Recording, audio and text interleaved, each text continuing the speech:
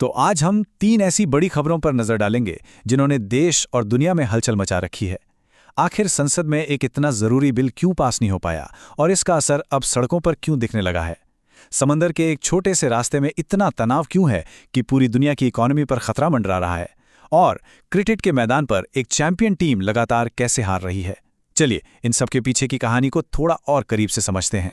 तो हम अपनी बात शुरू करेंगे दिल्ली की सियासत से, फिर चलेंगे एक ऐसे अंतर्राष्ट्रीय संकट की तरफ जो गहराता जा रहा है, और आखिर में बात करेंगे आईपीएल के मैदान पर मची उथल-पुथल की। हमारी पहली कहानी सीधे नई दिल्ली से आ रही है, जहां संसद के अंदर लिए गए एक फैसले की गूंज अब पूरे देश की सड़कों पर सुनाई दे रही है। तो हुआ ये कि नारी शक्ति वंदन अधिनियम, जो एक बहुत ही महत्वपूर्ण संविधान संशोधन बिल था, वो लोकसभा में पास नहीं हो सका। इस बिल का मकसद था लोकसभा और राज्यों की विधानसभाओं में महिलाओं को 33% आरक्षण देना, लेकिन बात बन नहीं पाई। अब ये जो 2/3 का आंकड़ा है ना, यही सारा खेल है। देखिए, संविधान में किसी भी बदलाव के लिए ये एक बहुत बड़ी शर्त होती है। इसका मतलब है कि जितने लोग सदन में मौजूद हैं और वोट कर रहे हैं, उनमें से कम 2/3 लोगों का समर्थन मिलना ही चाहिए। और बिल इस बड़ी बाधा को पार नहीं कर पाया। और जैसे ही बिल गिरा, सियासी पारा एकदम से चढ़ गया। सत्ताधारी बीजेपी ने फौरन इसे एक बड़ा मुद्दा बना लिया और पूरे देश में विरोध प्रदर्शन का ऐलान कर दिया। और जानते हैं, इसका पूरा ठीकरा सीधे सीधे विपक्ष पर फोड़ा जा रहा है। अब आरोप प्रत्यारोप का दौर तेजी से चल पड़ा है।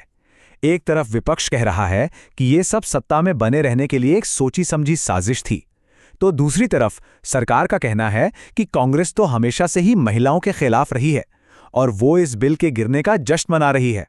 चलिए अब देश की राजनीति से निकलकर दुनिया के नक्शे पर एक ऐसी जगह चलते हैं जहां का तनाव पूरी दुनिया के लिए एक बड़ा सिरदर्द बन सकता है। ये जगह है straight of Hormuz. Straight of Hormuz मतलब वो रास्ता जहां से दुनिया का लगभग 1/3 तेल समंदर के रास्ते गुजरता है। वहां से काफी परेशान करने वाली खबर आई है। पता चला है कि ईरानी नौसेना ने 2 भारतीय जहाज़ों पर फायरिंग की, जिसके बाद उन्हें मजबूरन वापस लौटना पड़ा। पिछले 24 घंटे वहां पर कह सकते हैं पूरी तरह से कंफ्यूजन से भरे रहे। पहले तो ईरान ने कहा कि ठीक है, हम रास्ता खोल रहे हैं, लेकिन फिर अमेरिका ने साफ कर दिया कि हमारी नेवी की नाकाबंदी तो जारी रहेगी। इसके कुछ ही देर बाद ईरान अपने फैसले से पलट गया और रास्ते पर फिर से पाबंदी लगा दी, और तभी जहाज़ों पर फायरिंग की खबरें आने लगी। तो सिचुएशन काफ़ी गंभीर है। एक तरफ ईरान की संसद कह रही है कि होर्मुज में सिर्फ हमारा कानून चलेगा, तो दूसरी तरफ अमेरिकी राष्ट्रपति ट्रंप का बयान है कि उनकी नाकाबंदी तब तक पूरी ताकत से बनी रहेगी जब तक कोई डील नहीं हो जाती। और इस टकराव के बीच में पूरी दुनिया के व्यापारिक जहाज फंस गए हैं। इस पूरे कन्फ्यूजन का असर फौरन दिखा। कम से कम 6 तेल टैंकर वहीं रुक गए या उन्हें लौटना पड़ा, जिनमें 2 भारतीय जहाज भी थे। और ये सिर्फ 6 जहाज़ों की बात नहीं है, ये इस बात का संकेत है कि दुनिया की एनर्जी सप्लाई चेन में एक बहुत बड़ी रुकावट आ सकती है। इसका असर हमें तेल की कीमतों पर भी देखने को मिल सकता है। और आखिर में चलिए बात करते हैं एक बिल्कुल अलग मैदान की, जहां एक अलग ही तरह का प्रेशर देखने को मिल रहा है। आईपीएल में कोलकाता नाइट राइडर्स की टीम इस वक्त एक बड़े संकट से गुजर रही है। ये एक नंबर, बस एक नंबर केकेआर की अब तक की पूरी कहानी बता रहा है।